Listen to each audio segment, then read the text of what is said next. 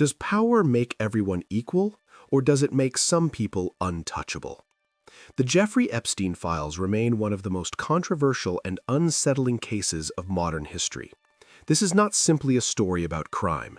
It is a case that tests elite networks, political connections, institutional accountability, and public trust in the justice system. The controversial 2008 plea agreement, connections to some of the world's most powerful figures, and a death that occurred before the trial could ever reach its conclusion. So what is the real story? What do the released documents actually tell us? And perhaps more importantly, what do they leave unanswered? In this video, we will examine the Epstein files through a critical and academic lens, separating verified evidence from speculation, and explore the deeper tension between power and justice. Let's begin. More than a criminal case. At first glance, the Jeffrey Epstein case appears to be a criminal matter involving allegations of sexual abuse and human trafficking. However, when examined more deeply, it raises profound questions about power structures, elite networks, institutional accountability, and public trust in modern democracies. This case does not merely ask who is guilty, it forces us to confront more unsettling questions. Do powerful individuals enjoy structural advantages within the legal system? Can elite social networks indirectly influence judicial processes? Were state institutions negligent, or was there a deeper protective mechanism at play? Has the full truth truly come to light? This article seeks to analyze the Epstein files through a critical and academic lens, separating documented facts from speculation and examining broader structural implications. 1. The 2008 plea agreement, legal discretion or systemic failure. One of the most controversial turning points in the Epstein case was the 2008 non-prosecution agreement with federal prosecutors. As a result of this agreement, federal charges were dropped. Potential co-conspirators were broadly shielded. Epstein received a relatively lenient sentence. He was allowed work release privileges during his incarceration. The central question is, was this agreement within the ordinary scope of prosecutorial discretion, or was it an extraordinary privilege? While plea agreements are common in the U.S. criminal justice system, the scale of the alleged offenses and Epstein's socioeconomic status raised serious concerns regarding equal application of the law. Would an ordinary defendant facing similar allegations have received comparable treatment? This question is not merely legal, it is structural. 2. Elite networks and the dynamics of network power.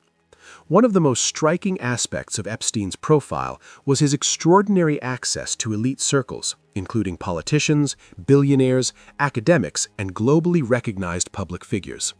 Two important distinctions must be made. Association does not equal criminal complicity.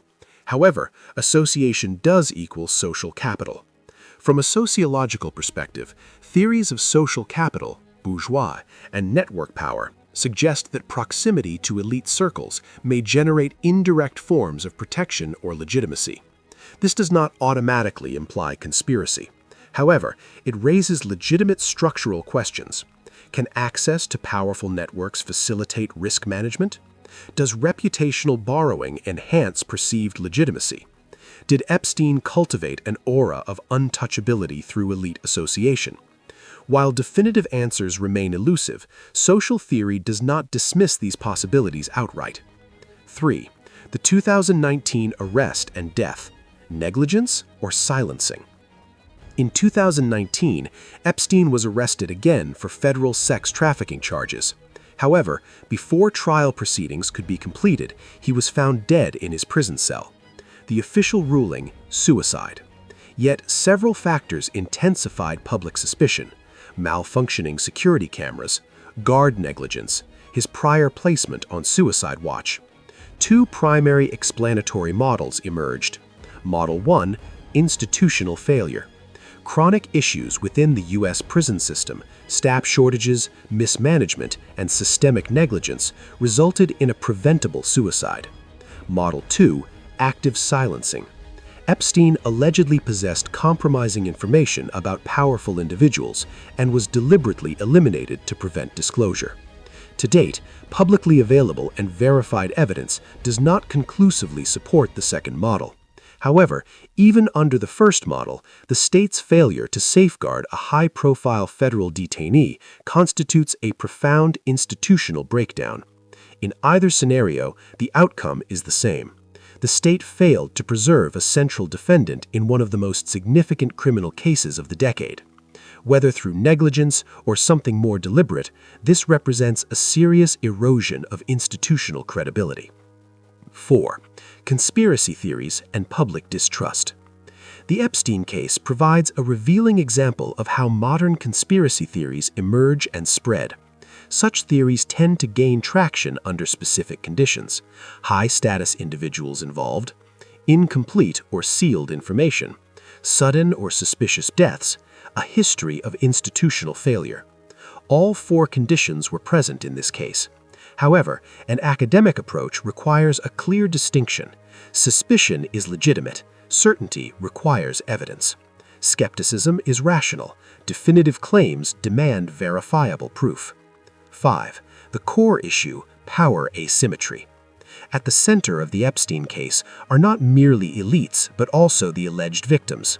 The power imbalance between a wealthy, well-connected adult and socioeconomically vulnerable young individuals complicates traditional legal and ethical interpretations of consent. This case becomes systemic when we ask, does concentrated power reduce accountability? Can wealth and connections delay or dilute investigative processes? Do institutions unconsciously defer to influence?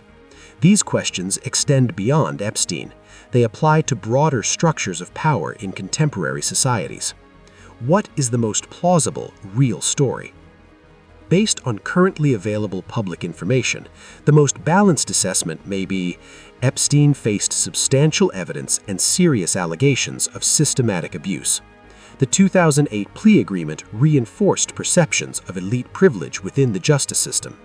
His 2019 death deepened institutional distrust. No publicly verified evidence has conclusively demonstrated a coordinated global conspiracy. The real story is likely not singular or simplistic. It may involve a convergence of individual criminal behavior, institutional weaknesses, and indirect advantages conferred by elite networks. Complex systems rarely fail for a single reason. Conclusion: the deeper wound is the loss of trust. The legal case may be closed, but the questions remain open. At its core, the Epstein files confront society with a fundamental dilemma. If power is distributed unequally, can justice truly remain equal?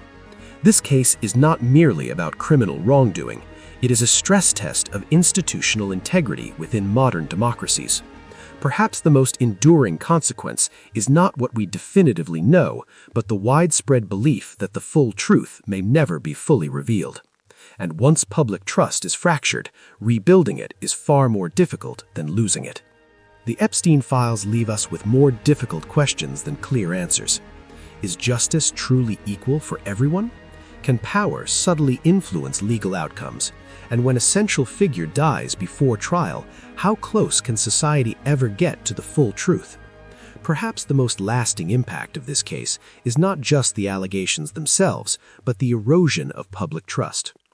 If you appreciate deep, evidence-based analysis on complex and controversial topics like this, make sure to subscribe to the channel, like this video, and share your thoughts in the comments below. Your perspective matters. I'll see you in the next analysis.